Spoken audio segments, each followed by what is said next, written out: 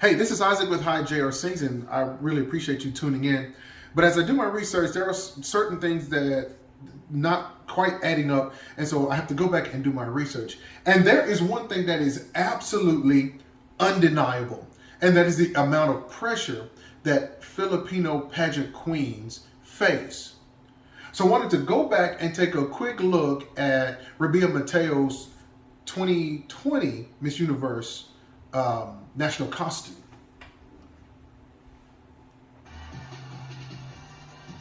This outfit is inspired by the Philippines flag. The blue represents royalty. Red stands for the courage and strength of an independent woman. Royalty Yellow, and courage. the color of the sun and stars, symbolizes hope and freedom to choose whoever you want to be. You'll get far being just who you are, like Philippines.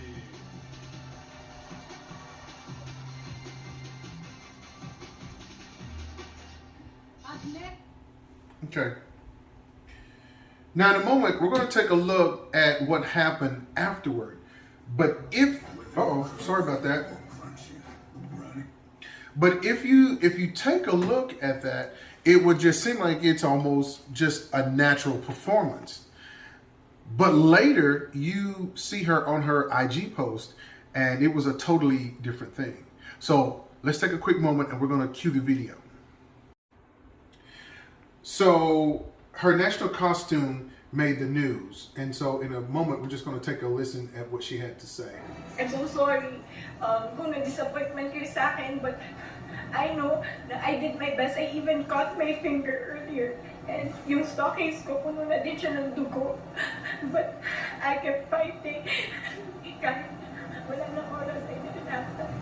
Naging emosyonal ang Pinay beauty queen dahil hindi niya nasuot ang kanyang headpiece dahil sa isang minor act.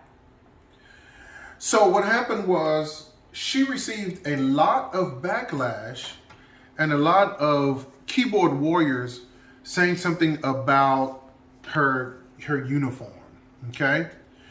Well, what happened was she got on and she literally apologized, and she was in tears because of what people were saying about her uniform. And in there, and even though it's in Tagalog, I had it translated, she said she cut her finger, but she also cut her leg, her stockings or something. She had blood on her stockings from the national costume. The headpiece broke, or it was too heavy. I can't remember which one it was. And as you can tell, even right here, this right here, that part alone weighed 21 kilos. And for those of us here in America, that would be just a little over 42 pounds.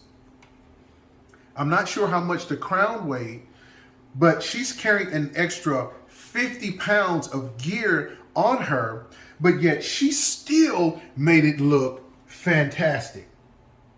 She still managed to go out on stage and gracefully walk with almost 50 pounds of extra gear. How sad is it that we have our keyboard warriors here saying whatever they said? I'm not going to give them that pleasure of repeating what they said. But she felt so bad about what happened that she came on her IG post in tears and apologized to her fellow countrymen for what happened. It is so easy to sit behind a keyboard and make those comments, and I will continue to talk about bullying and talking about people, because right now the suicide rate is going up for people being cyber bullied, and I do not want that to ever happen to any of these beautiful contestants. So I would just tell anybody, it doesn't matter what country it is, let us be mindful that they are mothers, they are aunts, they are daughters.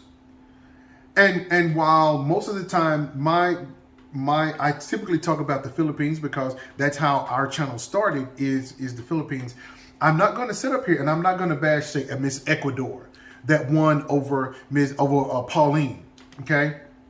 I'm not going to do that, because you know why? Because it does not matter whether I agreed with her answer or not, and now I'm talking about Miss Ecuador. It does not matter if I agreed or not. I respect the fact that she's an absolutely gorgeous female. She represented her country, And even though I don't speak the language, maybe somebody will let her know that those of us, we really appreciate her beauty. Naturally, I wish Miss Philippines had won. Let me just say that. Okay. All right. If you want to say I'm biased, that's fine. I felt like Pauline gave a little bit better answer. Now, let's get past that. Let's get past that. Miss Ecuador is gorgeous. Miss Ecuador is the winner. I respect that, and I want to wish her well. And I also want to wish Pauline well. So I'm probably going to do a video about her coming back today because she went back to the Philippines today. But I digress for a moment. Let's go back to this. I want to make sure that, let me just say to Rabia Mateo, absolutely fabulous job. I'm so sorry that you felt like you had to apologize to your fellow countrymen, but I certainly do respect the fact that the weight of that competition was on your shoulders. We say that in a figurative sense as you represented the whole country, but in this case, it is literal because you had an extra almost 50 pounds of decoration on you, yet you still managed to walk in high heels on a stage. And you can say, oh, well, she's trained to do that. Garbage. That's garbage. That's garbage. That's just you wanting to call her out for something or call her out because she didn't meet some expectation that she was supposed to meet. And as you can see, yes, that kind of stuff, these kind of events irritate me because I've said it before in previous videos that these contestants, these pageants, and I said it earlier, they're somebody's mom, they're somebody's sister, they're somebody's daughter. I want to uplift them because the next young lady that comes up and wants to represent the Philippines, I want to make sure that she has the right mental support, the mental fortitude to go through the training, to get to this point, to say, I am proud to represent my country. Even here in America, even though I don't talk about a lot about American pageantry, we do have pageants here. I don't think they're as strongly attended as in the Philippines, but we do have a strong base here for pageants. I want the women that are coming up behind them, I want to make sure that they know that people respect them, that they're not going to bash them because you didn't meet some unattainable expectation.